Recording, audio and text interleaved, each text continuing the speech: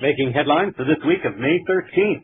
Olympic-sized turmoil. Brazil leader removed from power after suspected Western coup d'etat. We're still here. Canada ratifies UN Indigenous Declaration 9 years late. Pain of mistreatment remains. Musical disclosure. Successful musician claims to be part of a coordinated effort to release advanced non-Earth technologies. And what a water break. India invents technologies that can help deliver clean drinking water to the world. With news around, upon, within, and beyond our planet, the program making disclosure official. This is Cosmic Vision News. Here is Jeffrey West. Greetings and blessings to all. The question could be asked, when is the impeachment of a leader not an impeachment of the leader? And the response might be when it is a planned overthrow of a leader, also known as a coup d'etat.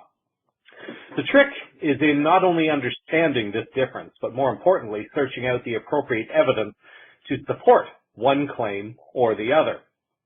Although this could change, the evidence at this time appears to be suggesting that Brazilian President Dilma Rousseff is the target of a political coup aimed at destabilizing the country ahead of the Summer Olympics, with perhaps an even greater aim of punching a hole in the growing power and influence of the BRICS alliance of countries. Keep in mind that a couple of years ago, when revelations came out that the NSA had been spying on numerous countries, including Brazil and its president, Rousseff took steps to regain Brazil's autonomy from cabal influence by announcing the implementation of a new separate email system that could not be spied upon by the NSA. Brazil also began work on creating a new internet connection to Europe, one that went directly to Europe and did not go through any servers in the U.S. Brazil just happens to be the country that is closest to the U.S. geographically, and it is also within the South American group of countries over which the U.S. has traditionally maintained a very strict control. Of the 5 initial countries in BRICS, the 2 weakest links happen to be Brazil and South Africa, and it's both of these countries that are facing Western interventions at this time. On May 12th, the BRICS Post reported that the Brazilian Senate has voted to temporarily suspend Rousseff from office for 180 days while the process of her impeachment is underway. Vice President Michel Temer will replace her during the proceedings. The Senate voted 55 to 22 to impeach Rousseff on charges she doctored accounts to minimize the size of the budget deficit. Brazilian attorney General Eduardo Cardoso said during his defense of Rousseff that Brazil would become the biggest banana republic on the planet if the impeachment vote passes. Rousseff is accused of using accounting tricks to hide large budget deficits. Her supporters have said that these are flimsy charges and that the proceedings are, in effect, a coup. In an article on the same website the next day, it was reported that Brazil's interim President Temer appealed on Thursday for dialogue to heal the wounds of the impeachment battle, saying that the new government must restore people's trust in the authorities. The former vice president installed a new cabinet Thursday after the Senate voted to unseat Rousseff. New Finance Minister Henrique Meirelles will hold a press conference on Friday to outline priorities of the new team. Meirelles was a former central bank chief. Together, we can overcome this moment of great difficulty. It is urgent to calm the nation and unify the nation, create a government of national salvation, Temer said on Thursday. Already, there are hints that what is happening in Brazil is more of a coup than a legitimate impeachment. One is the fact that the new finance minister was a former chief of a central bank. The second hint stems from the comments made by Temer about calming and unifying the nation. However, the article also adds that Temer announced a new cabinet where all 24 of his ministers are white men. Brazil has a majority black or mixed race population. not exactly a cabinet of ministers that shows a desire to unify a country. The article also noted that Rousseff used her last speech from the presidential palace on Thursday to say she has made many mistakes but committed no crimes. What is at stake is respect for the ballot box, the sovereign will of the Brazilian people, and the Constitution, she said. There are also suspicious hints about the incoming leader.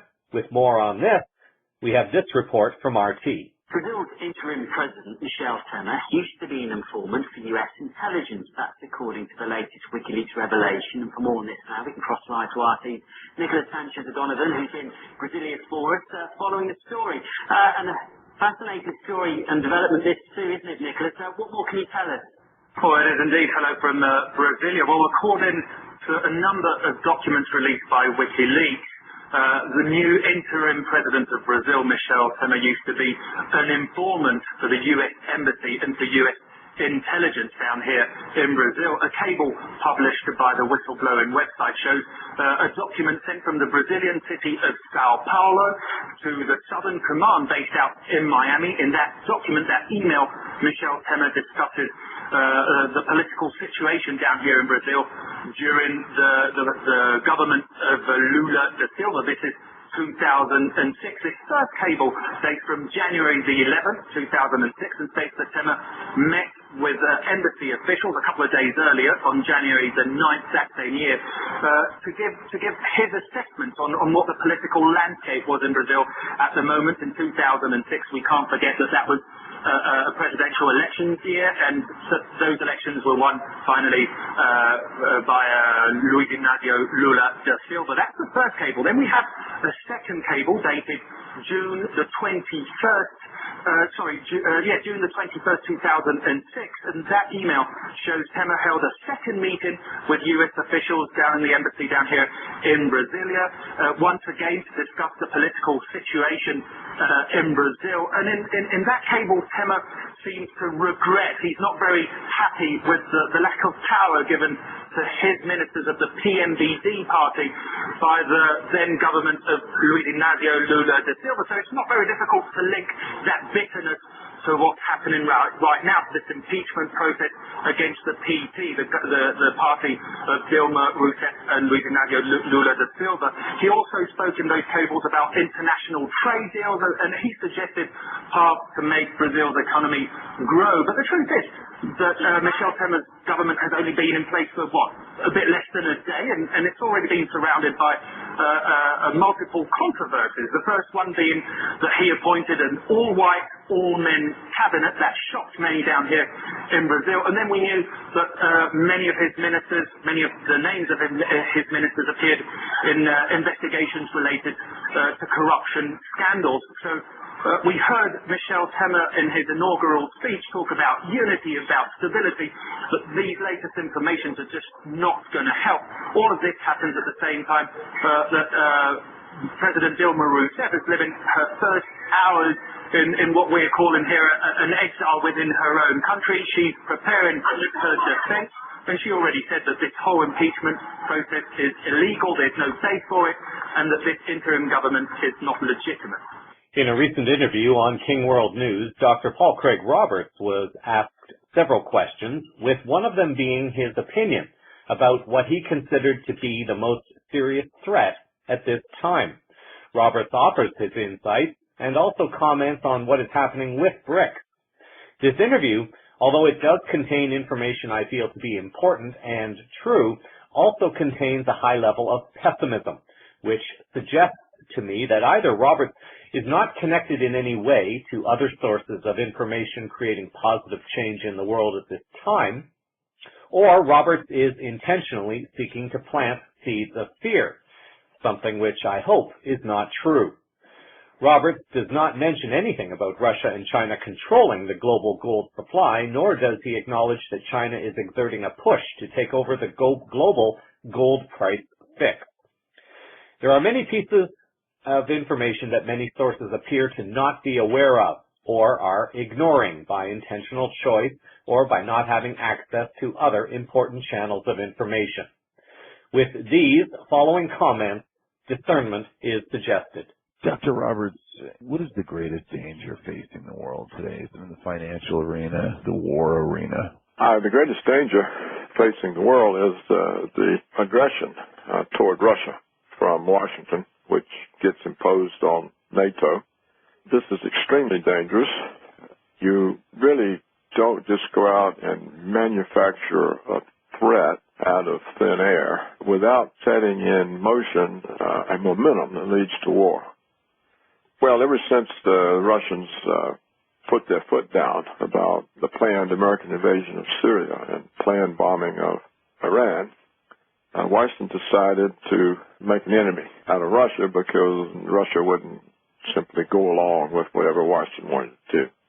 And so we've had all these fantastic lies. I mean, they're major. They're the most extreme lies that makes Hitler look truthful. Washington lies so badly.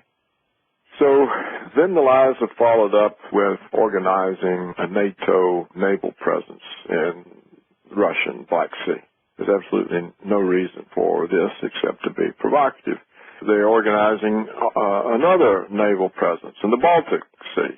Again, the only reason for this is to be provocative. We keep announcing more troops, more tanks into the Baltic countries, into Poland. We persist in this effort to build anti-ballistic missile bases on Russia's borders, and we continue to listen to the Joint Chiefs of Staff describe Russia as an existential threat to the United States. This is all reckless provocation, and the Russians have to take it seriously because they have to say, well, there's no basis for any of this, so they must intend to attack us. Why else would they be doing it? Washington is trying to pull the same stunt with China, telling China where it can have bases, who has jurisdiction over islands in the South China Sea, and so on, and claiming not to recognize Chinese boundaries and conspiring to build more naval and air bases to surround China in order to control shipping and resource flows in and out of China. And this is also provocative because China's not doing anything. They're not threatening us. Russia's made no threat whatsoever to the U.S. or NATO or the Baltics or Poland. You have to say, since all three of these countries have nuclear capability of a high order, that we see Washington driving the world toward a nuclear war, which simply will mean the termination of life on Earth. And that has to be regarded as the greatest threat. Now we can say, well, will things change when Obama leaves? No, they won't change. The same interest groups, the same neoconservative ideology. Trump, he says, well, he's willing to talk with Putin and work things out and doesn't think conflict is good. But who really controls the government? Not the president. The policies are in place. Bureaucracies are in place. The neoconservative ideology is in place. It dominates the American media, both print and television, think tanks, the foreign policy associations. It would be very difficult for Trump to alter this equation. He would have to have a very knowledgeable and dedicated and determined team who are willing to displace all of the neoconservatives and all of their supportive media. That in itself would be a war. Look what's happening to the BRICS. The two weaker components of the five countries, South Africa and Brazil, are under full-scale assault by Washington. We have created political scandals in both countries. The Reformist Party in Brazil that tried to represent, at least to some extent, the Brazilian people instead of the 1%, and Washington, they're all to be put on trial. The president is under investigation. She may be arrested. There's a recall procedure underway. The same in South Africa. Political scandals. The governments that tried to represent the people are under full-scale assault from Washington. So there's 2/5 of the BRICS being knocked out of action. This leaves China, Russia, and India. And I've already said, the Russian government, for some strange reason, allows the CIA to run 20% of its news service. And China allows 7,000 NGOs to work full-time to destabilize the country. They're everywhere. They're in the universities. They're in the government. And so what chance do they have? Another article offering further information on the EU being a CIA creation will appear in the show summary for this story for your own consideration. The Russian Foreign Ministry is closely following the developments in Brazil, according to a statement on Thursday the 12th. Russian Foreign Ministry spokesperson Maria Zakharova was quoted as saying that developments in Brazil are an internal affair. These processes must be resolved in strict compliance with their constitution. Russia wants to see a stable, democratic, vibrant Brazil playing an important role in international affairs.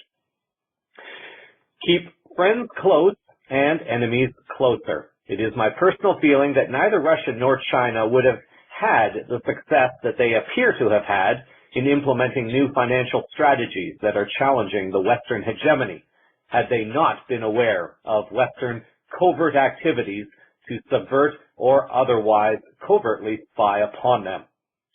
Even though attempts are being made to suppress the global voice of the people, there still appears to be more than enough positive signs for those looking for them to see, to feel, and to know that even though the changes are not initially positive, the changes are happening and they are necessary if humanity is to move out of this density of lower consciousness being and move into a consciousness of co-creating the planet we are all claiming to want to live in. In this week's Mohawk Initiative update, Canada's origin story is false. This will not be a surprise to some, but it will certainly come as a surprise to others.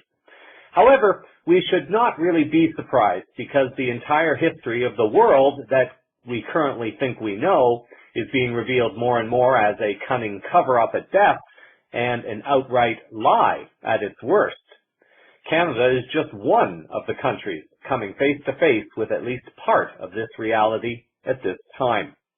An article from May 10th appearing on Toronto's Globe and Mail website by Kathleen Mahoney steps into the story behind the story. Mahoney is a professor of law at the University of Calgary and also a fellow of the Royal Society of Canada and also the Pierre Elliott Trudeau Foundation.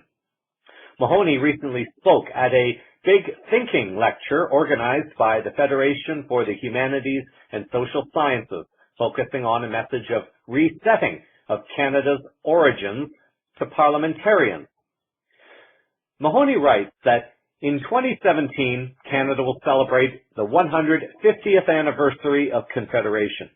Canada's origin story will be celebrated, the story of the British North America Act, the fathers of Confederation, and the British-French duality that together formed the bedrock of the free, equal, diverse democracy we believe ourselves to be. But here's the problem. Our origin story is false. In 1996, the Royal Commission on Aboriginal Peoples observed that a country cannot be built on a living lie. After 150 years in denial, coming to terms with our true origin story is long overdue. Recognition that Indigenous peoples were founders of the nation must be acknowledged in a formal legal way.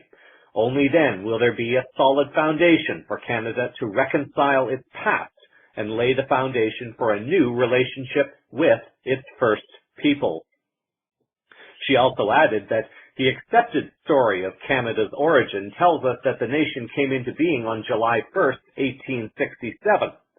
36 fathers of Confederation representing the British and the French colonial powers signed the British North America Act, setting out the governance structure for the new country. Significantly, it expressly protected the English and French languages, cultures, and civil rights.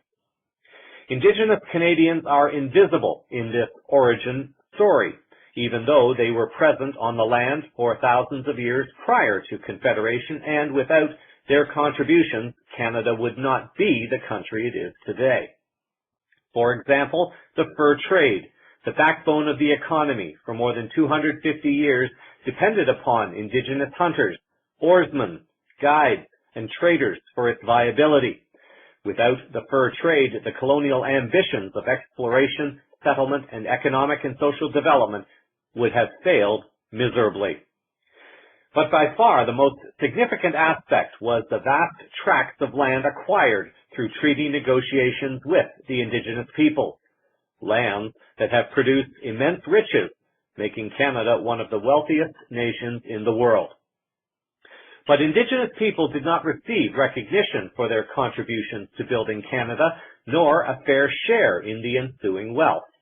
Instead, they were classified as non-citizens and subjected to unequal treatment based on racist, philosophical, and legal justifications, namely the Discovery Doctrine and the formal equality principle. To many, this may not seem as important because it was something that happened so long ago. Many also seem to feel that the issue of Indigenous residential schools was a long time ago and may not have as much relevance in dealing with the so-called more important Indigenous issues of today.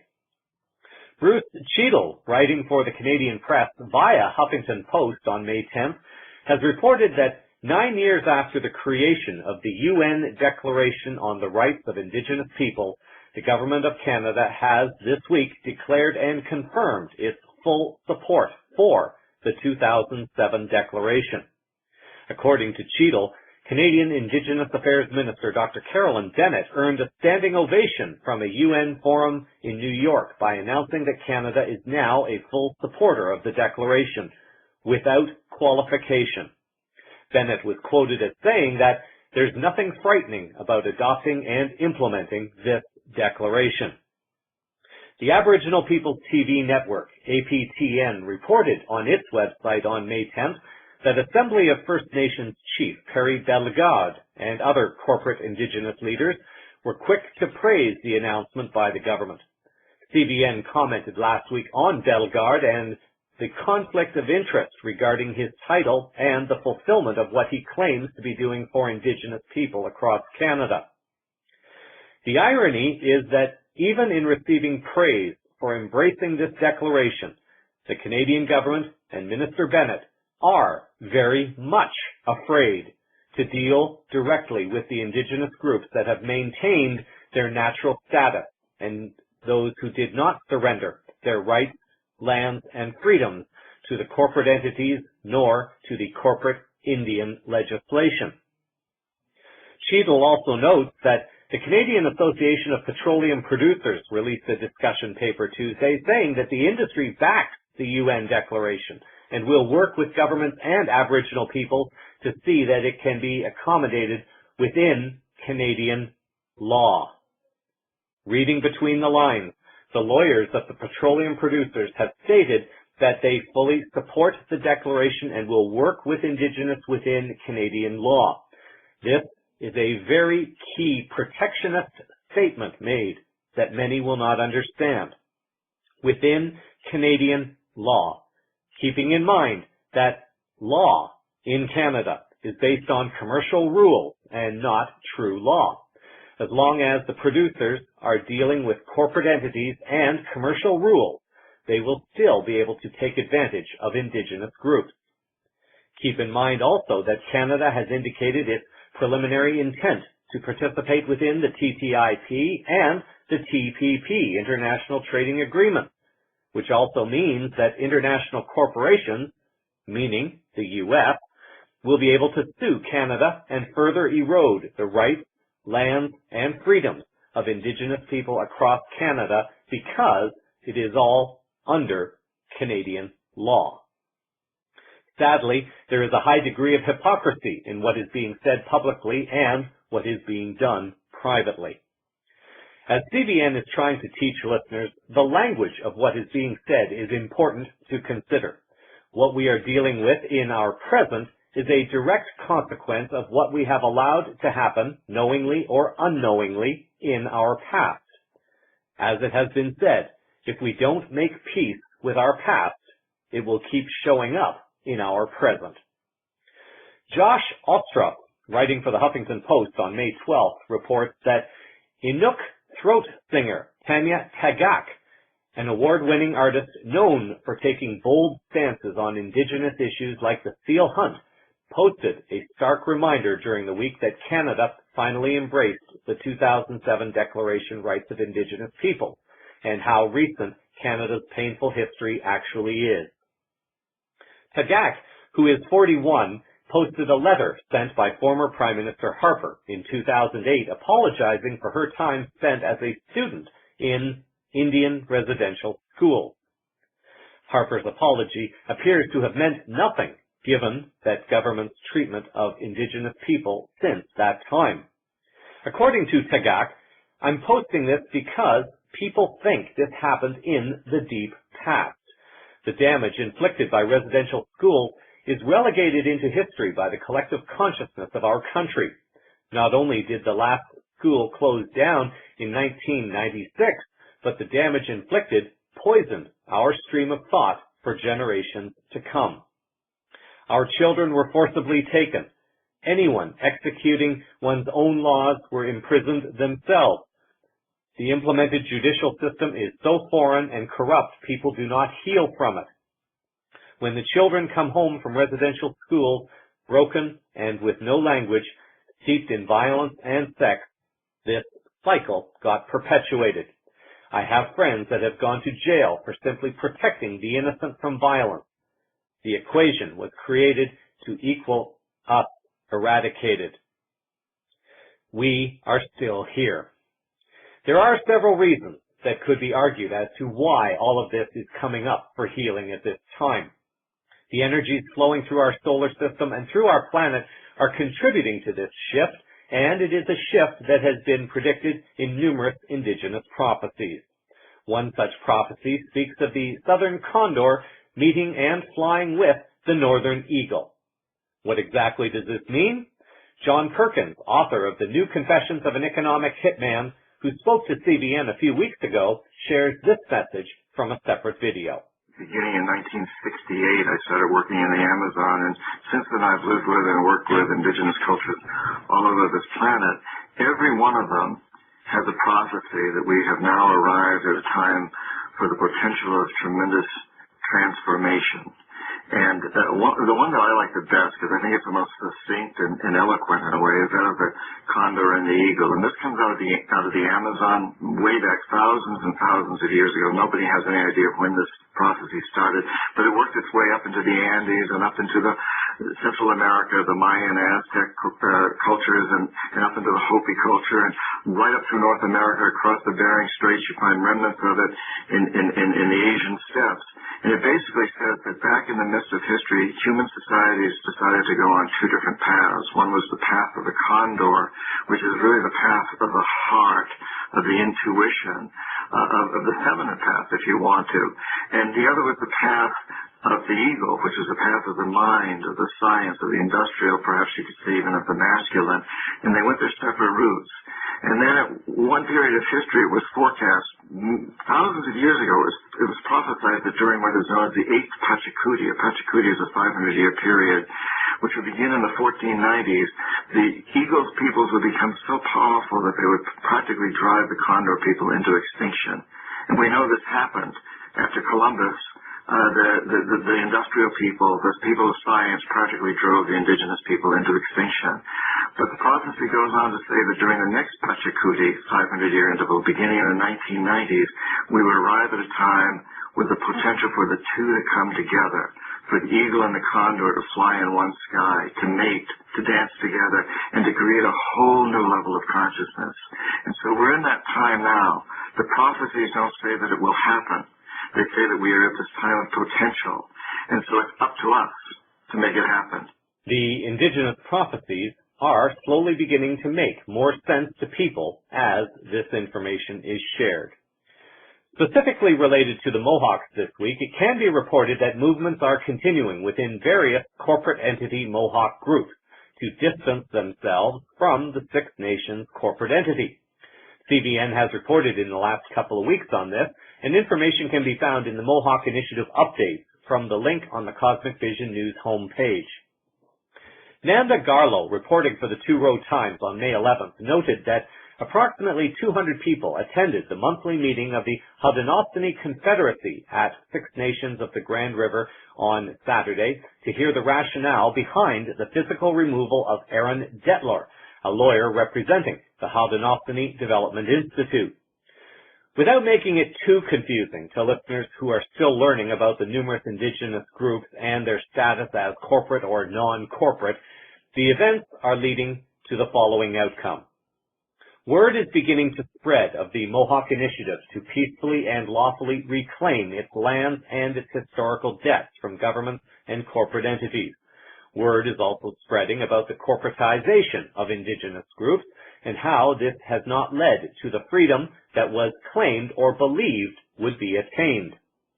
The lawyer Detlor has been called out in his participation within the corporate enslavement scheme of the various indigenous groups within the Six Nations, including the Mohawks, but not including the Wolf, Bear, and Turtle clans, who never surrendered their lands, rights, and freedoms. The movement is beginning to shift back towards becoming true Onkweonwe, or natural people. People are beginning to seek and learn more about this initiative and how it has the potential to serve all indigenous groups under the Great Tree of Peace. Detlor was apparently fired from his position and was told never to come back.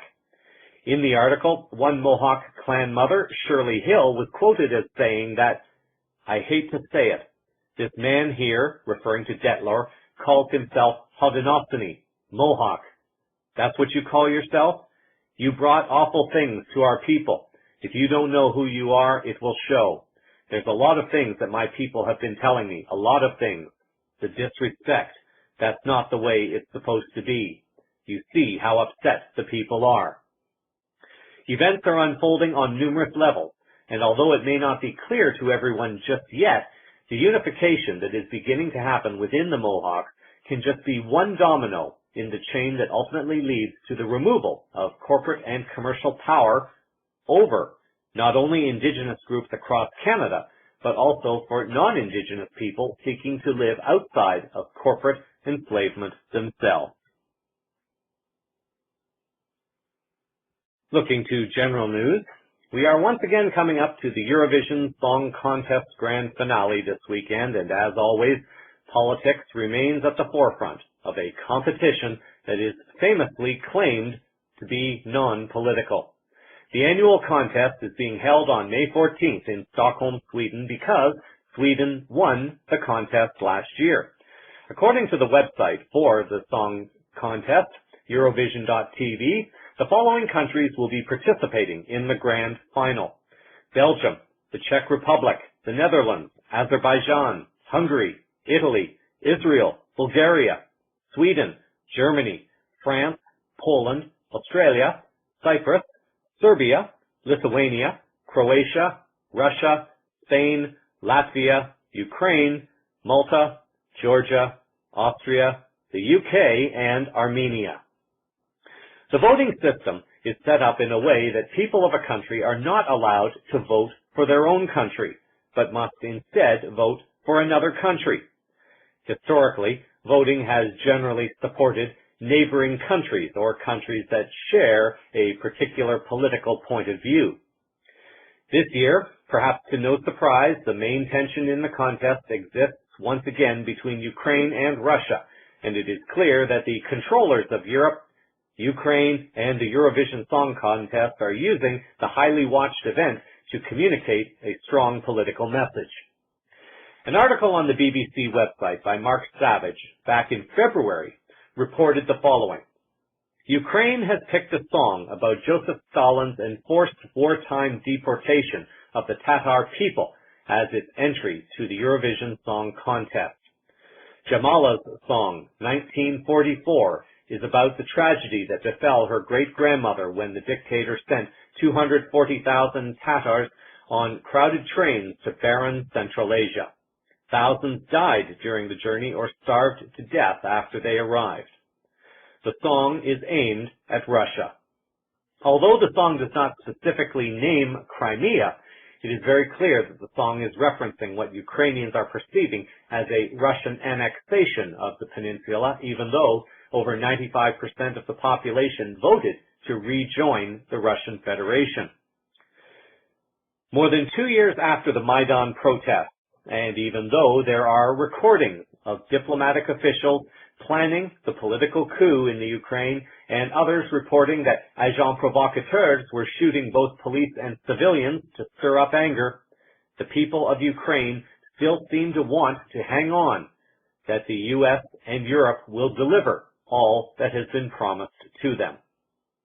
According to the article, Eurovision rules prohibit songs with politically loaded lyrics. In 2009, Georgia's disco funk song, We Don't Wanna Put In, was excluded for poking fun at Vladimir Putin. The song was selected as the country's entry less than a year after Russia and Georgia went to war over the region of South Ossetia. Yet, Jamala's song was allowed to compete, while other politically charged songs were not allowed. This has to raise a question as to who is pulling the Eurovision strings and who is determining which messages are being communicated to the significant number of Europeans who watch the event. A Wall Street Journal article is attempting to stir up the anti-Russian message ahead of the competition, perhaps in the hope that more North Americans will tune in to what many hope will be a Western and Ukraine defeat of Russia in the mindset of the people. Germany's Deutsche Welle news website is reporting that Ukraine is threatening to boycott Eurovision next year if Russia wins. And it appears that Russia may just have a good chance at winning. According to the oddschecker.com website that has a number of betting websites, Russia appears to be leading the odds to win the competition.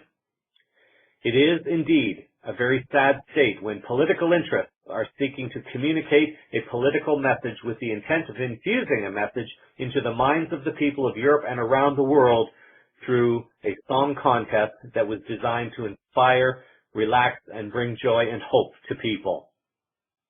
There are very few countries that don't have any blood on its hands from the past. The US, the EU, and Israel are pretty much as guilty of harming Ukraine and its people as much as Russia in the past.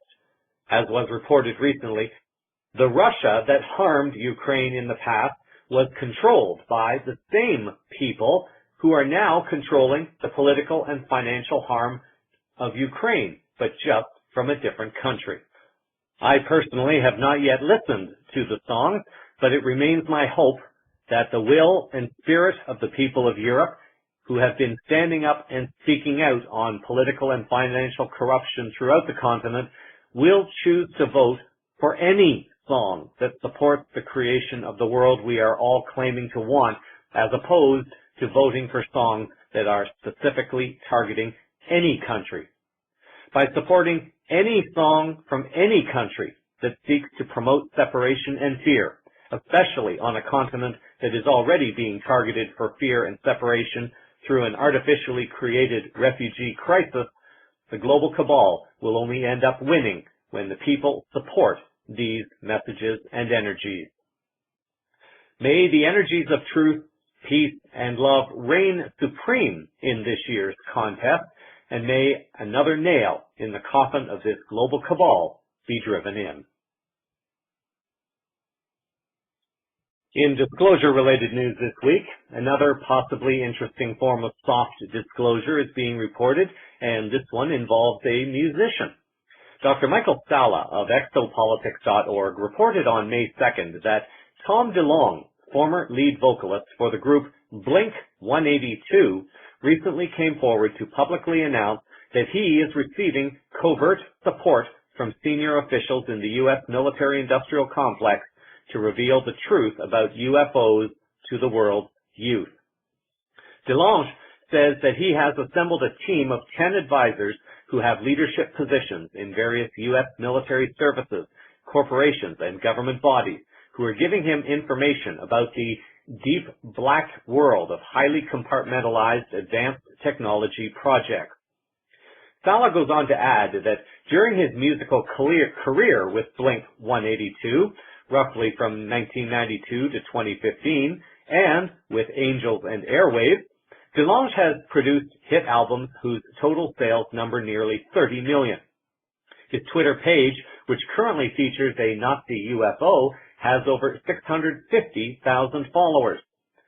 It is DeLonge's broad appeal to the millennial generation that allowed him to successfully pitch his transmedia proposal for the cooperation with leaders of deep black projects related to UFOs and anti-gravity technologies. On March 27th, DeLange appeared on Coast to Coast Radio, where he first publicly disclosed his involvement in the initiative. This was followed by the April 5th release of Secret Machines, a fiction based on fact book co-authored with A.J. Hartley. A nonfiction book describing the technologies and historical events is scheduled to be released soon. In all, DeLange plans to release 3 fiction and 3 nonfiction books, which will reveal all in his full disclosure initiative. After being approached to speak at an event honoring the head of a major aerospace company, DeLange was able to pitch a proposal that he claims led to the extraordinary cooperation involving him, the U.S. military, corporate, and government officials. DeLange has been quoted in part as saying that, "I've had meetings in mysterious rooms far out in the desert. I've had meetings at the highest levels of NASA. I have had conversations at research centers, think tanks, and even on phone connected to secret facilities." According to Sala, DeLange has staked his professional reputation and career in coming forward to reveal his participation in the officially backed UFO Disclosure Initiative. So far, he has said that he can't name the official, even though it has emerged that John Podesta, Hillary Clinton's campaign manager, was interviewed for a follow-up video, which will be released as part of his UFO Disclosure Initiative. Podesta has held very senior positions with the Democratic Party, including Chief of Staff for the Clinton White House. Podesta is on record with multiple attempts made during the Obama, Bush, and Clinton administrations to promote UFO disclosure. Further towards the end of the lengthy article, Sala refers back to reports from another disclosure whistleblower, Corey Good. Sala notes that Good claims that a partial disclosure plan has been recently negotiated by elite factions. The plan is to hold back information about extraterrestrial life currently interacting with Earth and focus instead on releasing some outdated black world technologies used by less classified space programs, for example, stealth space stations in Earth orbit, which will still be decades ahead of what is now available to NASA and the general aerospace industry. This leads Sala to conclude with the following. Is DeLange's multimedia project going to disclose the full truth or only reveal select elements of what has really been happening in the most highly classified programs related to the UFO phenomenon? While his fictional book, Secret Machines, gives hints about what is being disclosed by DeLange's 10 advisors, we will have to wait for the release of his first and subsequent nonfiction books to get clear answers to such questions. Endorsements by Podesta and Kerry for DeLange's disclosure initiative lends powerful support to his core claim that senior members of the military-industrial complex are supporting UFO disclosure and the release of life-changing technologies. As to whether this will be enough to restore confidence in government institutions for the public in general, and its youth in particular, will depend upon how genuinely DeLange's initiative constitutes full disclosure. Over to science and technology-related news now. As news continues to filter out regarding the disclosure of our galactic families, it should not be a surprise that new and incredible technologies seem to, quote-unquote, suddenly be appearing more frequently. One such report is coming from India this week. NDTV.com, in an article by Pallava Bagla on May 6th, is reporting that as 13 states struggle with drought, scientists in a corner of India have devised a way to make potable water, 6.3 million liters of it every day, from seawater. They have also developed certain filtration methods to ensure groundwater containing arsenic and uranium are safe to drink. With more on this story, there's this report from NDTV, and you may have to listen a little bit more closely to fully understand everything. As large parts of the country stare at a drought-like situation, scientists from India's main nuclear laboratory, the Bhabha Atomic Research Center, have quietly been working on finding solutions to desalinate seawater and to purify water laced with chemicals. At this laboratory, better known for making nuclear weapons, engineers toil to find solutions to water problems. A pilot plant that uses waste steam from a reactor to purify seawater. We have a demonstration plant in Kalpakam, which gives 6.3 million liters per day. That is the capacity. On his recent visit to Bark, the Prime Minister pedaled a bicycle that had a human-powered rural water purifier installed. Nuclear scientists have also made several thousand water purifiers that are being marketed all over drought-hit Marathwada. This was very recently seawater. It has been cleaned and now made portable. This is clean, cool drinking water made directly from seawater using technologies developed at the Bhabha Atomic Research Center. With camera person Raj in Mumbai, Pallav Bagla for NDTV. The nuclear scientists have also made several household water purifiers that are being marketed all over drought-hit Marathwada. Some of these use thin membranes and special filters to separate the contaminants. The development could spell a welcome relief for many, and it is not lost that this development also happens to come from a country aligned to the BRICS alliance.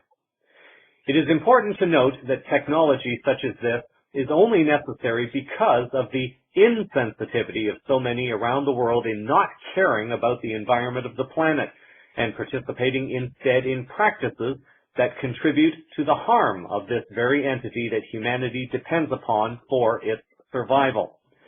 The empowering of greater courage and awareness in creating global change, combined with the removal of those who seek power and profit over the survival of the planet, can help accelerate a change where technology can better serve to further innovation and creativity instead of dealing only with a problem that has been created in the past. While on the subject of India, India is also involved in another initiative involving a commitment to electric vehicles. According to an article on The Mind Unleashed in early April, in a recent announcement in both India and the Netherlands, both countries said they would move entirely away from gas-powered vehicles. In India, the government is planning to shift to a 100% electric vehicles in less than 15 years. In a separate article by Milafal Dakane on the techtimes.com website back at the end of March, had reported that India is considered as one of Asia's biggest powerhouses with 7.3% economic growth over the last few quarters of 2015, according to Bloomberg Business. In fact, its economy rises so fast it is beating China's expansion, which is at 6.9%. But the country of more than 1.2 billion people wants to do more by going less on fuel and oil consumption. For example, the government plan is to shift to 100% electric vehicles by the year 2030. Speaking in a youth conference, Piyush Goyal, the country's power minister with independent charge for coal, power, and new and renewable energy, shared that a working group led by Nitin Gadkari, the Road Transport and Highways Minister, has already been chosen to determine whether such a goal is possible. The group was expected to have its initial meeting sometime during the first week of April. The program is ambitious, to say the least. Goyal wants it to be self-financing, which means the government will not be spending a single rupee on the purchase of these electric vehicles. But to encourage conversion, the government can provide incentives. In the Netherlands, the InsideEVs.com website reported that in a majority vote, the lower house of Dutch Parliament supported a motion to no longer allow new sales of petrol or diesel cars after 2025. There is, of course, political opposition to such a bold move.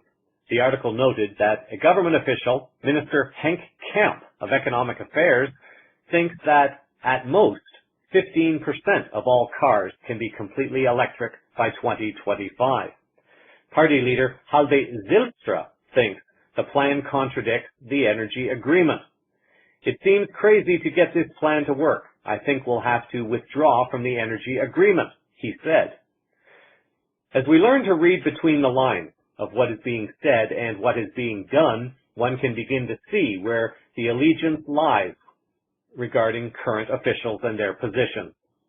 Minister Kamp and party leader Zylstra are expressing opinions in support of existing commercial agreements, and their comments reflect the challenges that they anticipate will come from trying to break these agreements that were made very likely without the informed consent of the people of the Netherlands. Any kind of delays that prevent the implementation of new and better technologies is not because people do not want them, but rather it is because of power interests that are using their power, backed up by commercial rules, to enforce the delays and rules upon people because people were not informed enough in the first place to know that they were being turned into corporate entities and that they lost their voice to oppose better technologies unless there was a corporate entity in charge to profit from it.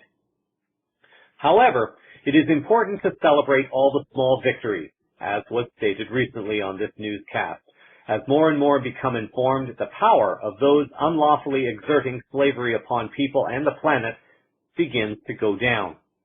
Although it may not seem like it to some, it is very much a good thing that this happens now, even if it leads to some short-term discomfort during a transition to a better planet.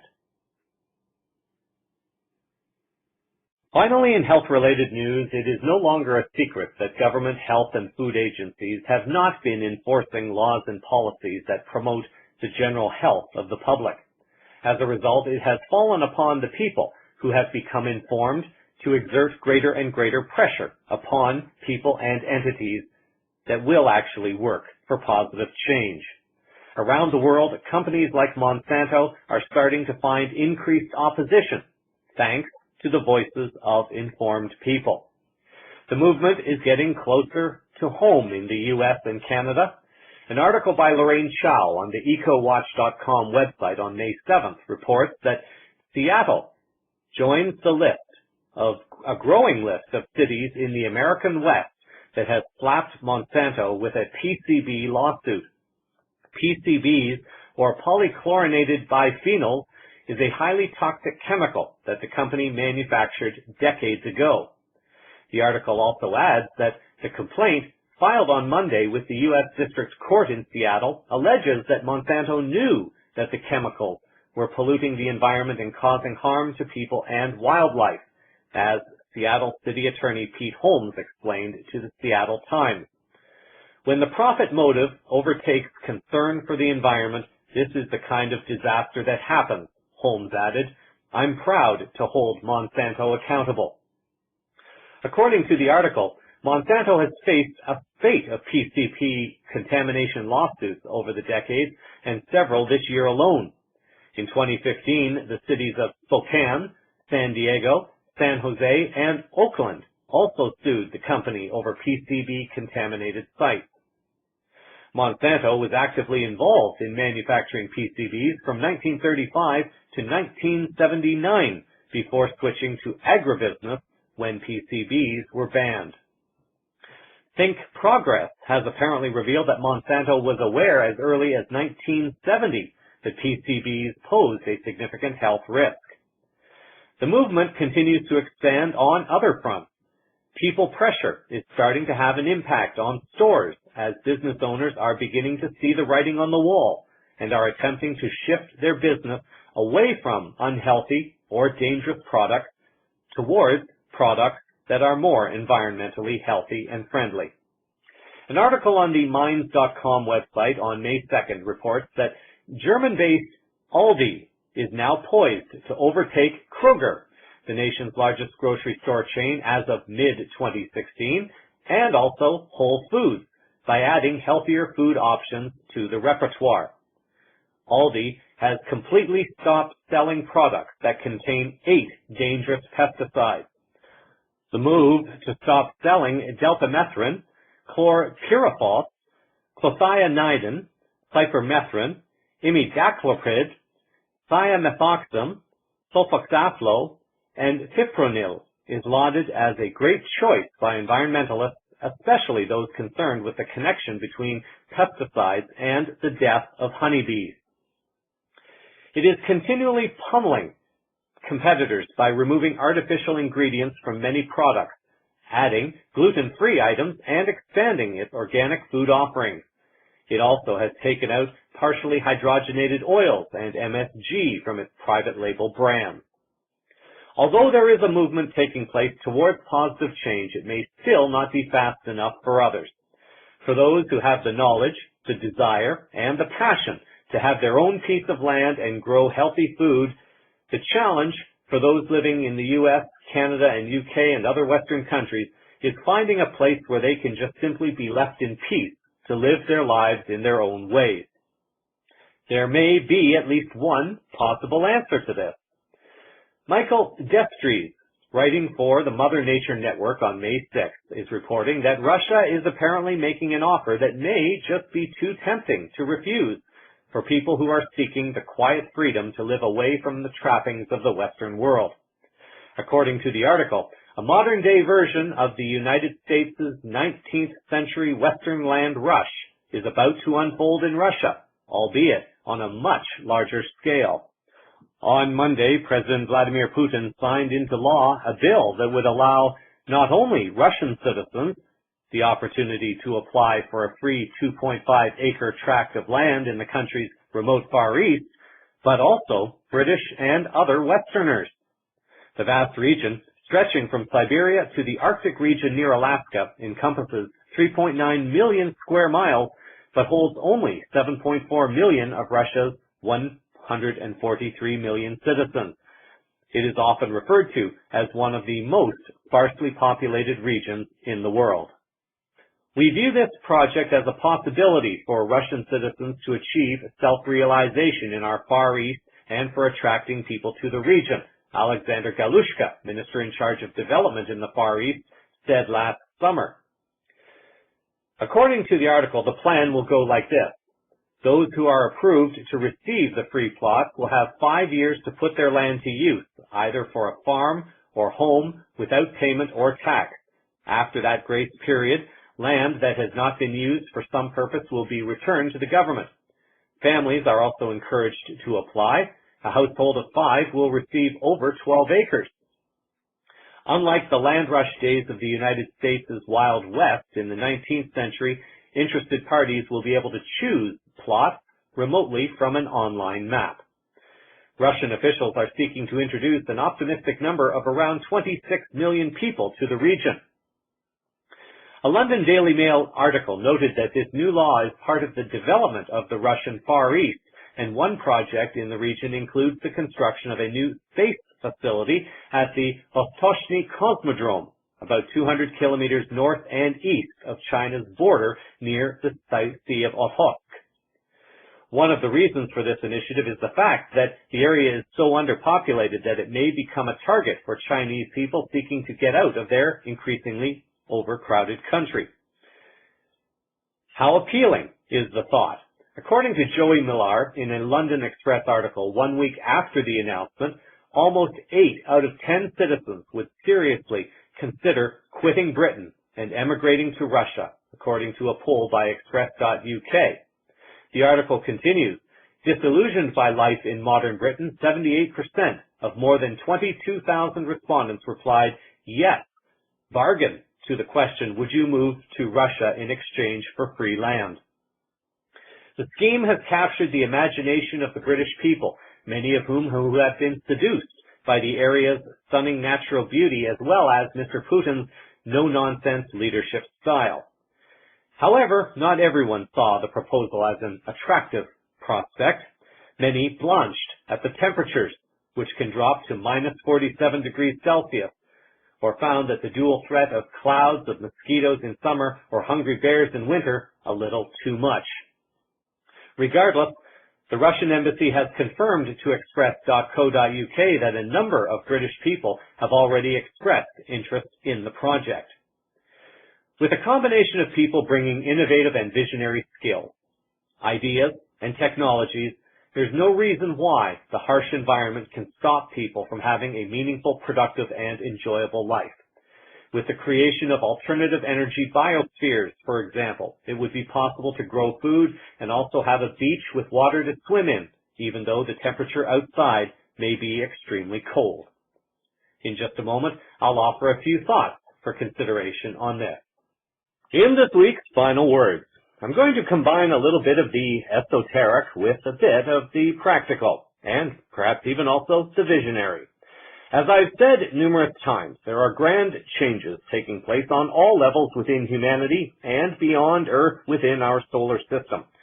Many who are not able to sense, feel, or otherwise intuitively know this are either observing others around them acting or behaving in ways that are increasingly foreign to them, or they themselves are experiencing increasingly greater levels of fear in trying to make sense of the changes that they are seeing around them. Among some people, there may rise the question of the difference between free will and destiny, also called predestiny. There is the belief among some that the journey of each human has been predetermined completely, and others believe it to be predetermined to some degree, and others do not believe this at all. There are those who feel that free will determines the path of each soul. In past presentations I have given addressing the purpose and meaning of the life path, it is my current feeling and belief in this moment of now that there is an interplay of both predestiny and free will. A soul has come here to experience a specific set of lessons, and the soul chooses to incarnate into the particular experience that will offer the experiences and the potential for the desired lessons to be learned. How quickly one chooses to learn those lessons depends upon free will choices. If one falls into a pattern of repeating the same experiences over and over while expecting a different result each time, well, this has been described as insanity. An article appearing on the lovehaswon.org website in a message from a group called The Founders via channel Sal Rachel shares a bit on this topic and more relating to the energetic changes unfolding and the ability of humanity to have an impact on these changes. In part of the message to humanity, the founders have allegedly stated that you need to understand that free will is a set of latitudes and principles that exist within a larger framework of dimensions and densities. Free will allows you to vary your experience of the universe. It allows you to determine the order in which you learn your soul lessons, the rate at which you assimilate them, and the emotional reaction you have to them. However, the lessons themselves are predetermined by your soul and causal body prior to incarnating on Earth. I have commented briefly in recent weeks about various astrological alignments that are currently impacting our solar system, our planet, humans, and all life upon and within our planet. We are witnessing unprecedented seismic activity, increased movement of tectonic plates, and greater volcanic activity at this time. While some people are awakening quickly and adapting to the changes, others are falling further into fear, and their vibrations are not able to adapt, and it is therefore harder to release, heal, and move forward. I'd like to speak for a moment about an event taking place out in Western Canada at this time. Many have no doubt heard about the city of Fort McMurray, located in the province of Alberta, just east of British Columbia, the westernmost province in Canada. The city was forced to evacuate pretty much all of the 80,000 residents of this city due to a flash forest fire. Significant parts of the city have been reported as destroyed. Given the shifts taking place in human and planetary consciousness happening now, it seems to me that there is a wonderful opportunity that has the potential to rise from the ashes of this event. In presentations I have given in the past about global change, I have spoken about the life path and how one can begin to understand better one's purpose and meaning at this time. From this awareness, one can begin to explore how to combine one's passions with one's skills, abilities, and aptitudes, and begin creating a meaningful way to earn a living while fulfilling a global and planetary need. In this sense, one becomes a part of the solution instead of remaining only as one who is knowingly or unknowingly perpetuating the overall problem. In my Matrix for Life model that I created back in 2006 for my master's degree in peace education, I have a diagram that shows how the empowerment of one's self not only flows outwardly into creating planetary change, but the diagram also outlines a step-by-step path for recreating the kind of planet that we are all claiming to want. I have been developing this idea with a very forward-thinking company and friend of mine that will soon be starting up, and I hope to be able to share more about this within the next month or two. This model, however, can be applied to rebuilding Fort McMurray. Currently, many people are donating to support the cause of helping people from Fort McMurray. It is my hope that the charities and the individuals collecting this money will be infinitely more sincere and honorable than the charities that collected for the people of Haiti and countless other disaster relief efforts that have exploited the kindness and generosity of humans worldwide. From what I appear to be observing right now, this is what is unfolding. People are attempting to create a plan to rebuild the city pretty much the way it was before. This means that the city will likely be built in a grid system, and the school and community services will be scattered around the city, intermingled with industrial and corporate businesses. The houses will very likely be built the same way as before, with wood and concrete. When people move back, there will be all the same problems with traffic congestion and the like, and people will be very likely to be demanding to have their jobs back in the oil industry or something supporting the oil industry. Keeping in mind a quote that has been credited to Albert Einstein, that a problem cannot be solved from within the level of thinking that created the problem, the visionary thinkers of the world are being left out of the conversation to contribute to positive changes in a meaningful way.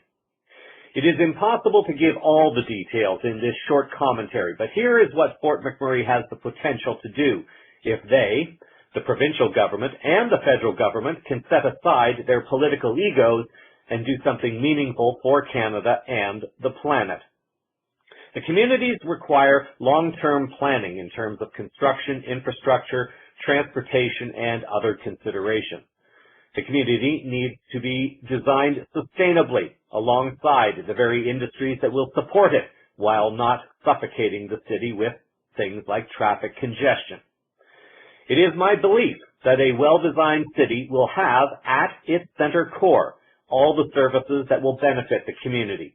This would include hospitals, schools, community centers, fire halls, police departments, and so forth.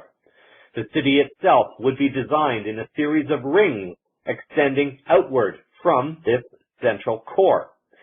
It may also be possible to have multiple circular communities all within the city limits of Fort McMurray. Each ring would have 4 sections at least to allow for roads and transportation to flow outward from the center core. In between each series of rings, there could be a series of buildings for gardens to produce food for as many within each ring as possible. There are multiple different ideas that could be implemented to support this idea. All of the industrial and commercial businesses would be outside of each community.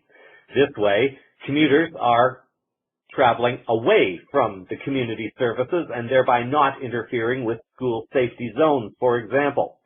Because of the circular shape and with all services in the middle, it fosters a greater sense of community and there will be less stress in the central core. Further outside the city can be the hemp fields that will provide all the materials to sustain the city. Yes, there's that word, hemp.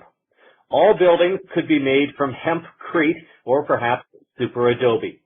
There are now some fantastic designs that are much safer than current construction practices. Initially, hempcrete could be imported for the purposes of starting initial construction, or super adobe could also be used. Why hemp? For one thing, hemp matures in 3 months instead of 40 years for each tree. 1 acre of hemp can produce as much paper as 4 acres of trees. Hemp is more resistant to pests and does not need to be sprayed with pesticides or other chemicals. Hemp also cleans the soil as it grows, and hemp will also take in significantly more carbon dioxide from the air. There are at least 4 or 5 immediate green industries that could be started up to employ more people and move the city away from big oil much more quickly. A paper industry, a textile industry, a food industry, a medicinal healing industry. There are numerous others that can also be developed as more and more crop is produced. The biofuel industry can be birthed on a large scale in Fort McMurray, and using hemp to make long-lasting batteries and so much more. Essentially, growing hemp now, in the early stages, the money can be generated to finance the rest of the building of the city. Therefore, the taxpayers do not have to be on the hook for as much of the rebuilding cost. The city has the potential to start developing magnetic levitation transportation, and the money from hemp can begin to finance a network of high-speed, hemp-constructed trains capable of operating with magnetic levitation. Various alternative forms of transportation could be considered also for commuting within the city limits. Fort McMurray now has the potential to be a phoenix that rises quite literally from the ashes. More people can be employed in more green industries perhaps anywhere in Canada, and the new community model, being in a circle, can help unite the community in a new way. If they really want to be progressive, the city would be very wise to implement the new Wi-Fi technology called Li-Fi, which was reported on CVN months ago. The opportunity here is enormous, as long as the people stand up and speak out and put pressure on everyone involved to explore alternative, future-oriented and planet-friendly technologies and industries that sets the stage for the future. Fort McMurray has this opportunity. What a shame if bureaucracy were to continue destroying the vision of the future. Create a fantastic week until our next Moment of Now. So that is a sample of the unfolding higher consciousness news around the world this week. Cosmic Vision News is broadcast weekly from the CosmicVisionNews.com website. Links to stories used in this broadcast are published in the show summary, which is also available on the website. CVN can be followed through its Facebook page, Scene page, YouTube channel, as well as on Twitter, Google+, and LinkedIn. Thank you for sharing your time with me. I'm Jeffrey West, reminding you that when you share your divine truth or message with the world, your life force awakens, and you become a vibrant presence in the world and a beacon of empowerment for others. Until our next Moment of Now, stay grounded in love, hold the vision of light and peace in your heart, and keep your eyes to the skies. Disclosure is unfolding all around you. Namaste.